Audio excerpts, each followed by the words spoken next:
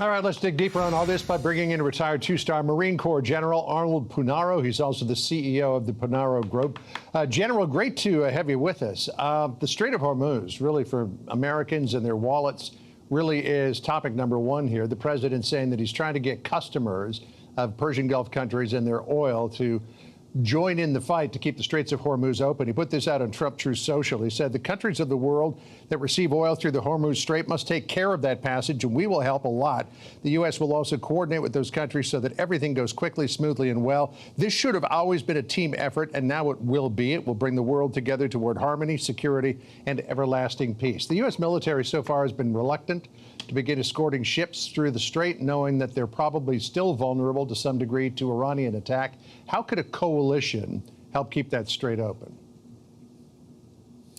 Well, John, great to be with you. And I would say the president just gave a comprehensive and compelling bomb damage assessment of what our military with our Israeli partners have been able to do in just 16 days. Military capability that Iran has built up over 47 years, degraded their conventional capability, their nuclear ambitions, their factories, their drone factories, all the things that they're working on. But we're not at zero, even though they've made great progress. And we need to have our military continue to work against those target sets. We've learned the hard way over the years that if you stop short, you have to go back in. The president is not going to do that.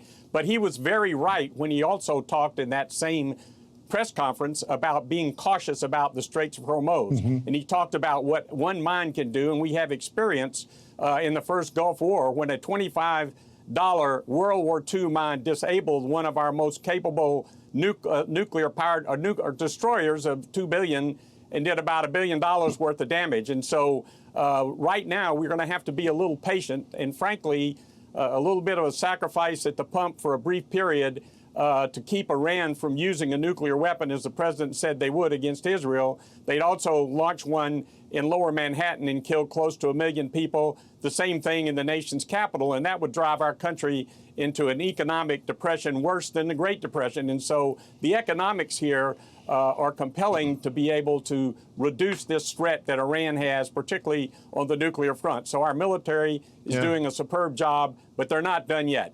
Yeah, you can only imagine what leaving Iran untethered for a decade might do in terms of increasing our risk. You're a Marine Corps through and through. There's 2,200 Marines aboard the USS Tripoli steaming to the region. What do you expect their task will be? Well, John, that's the 31st Marine Expeditionary Unit Special Operations Capable, and that's a reinforced infantry battalion, riflemen. They have the vertical takeoff and landing joint strike fighter. They have attack helicopters. They have utility helicopters.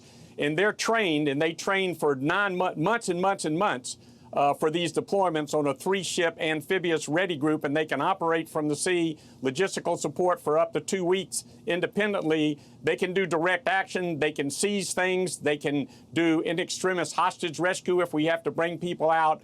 They can go in and hold territory, et cetera. So there's an extremely capable, extremely versatile, highly trained capability. I want to reassure people, and I know the president has as well, and as has our military, we're not going to do a ground invasion of Iran. That was one of the most difficult scenarios that we ever had in any of our contingency plans. And as capable as the 31st MUSOC is, that's not a ground invasion force. But they have a tremendous direct action capability if the commander-in-chief and our military deems that they need it.